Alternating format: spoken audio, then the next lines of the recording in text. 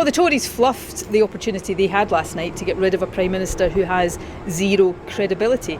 I think that's created for them the worst of all worlds, but that's not my main concern. My main concern is that it has saddled the UK and Scotland within the UK with a completely lamed up Prime Minister at a time of huge challenge, not least the cost of living crisis. And for Scotland, of course, it just underlines again and reinforces the democratic deficit. We have the, outrageous, unacceptable situation right now where Scotland is being governed by a Prime Minister who has the confidence of just 2 of the 59 MPs in Scotland, and one of them is on Boris Johnson's government payroll. So that's a completely unacceptable situation.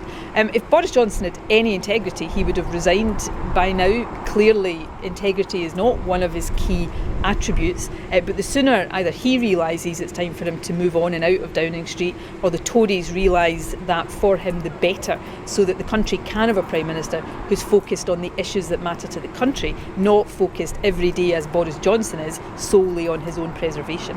Look, I've thought for a long time it is now a question of when, not if, Boris Johnson leaves number 10 Downing Street. I wish that had happened already. I hope it happens soon. It's not in my gift.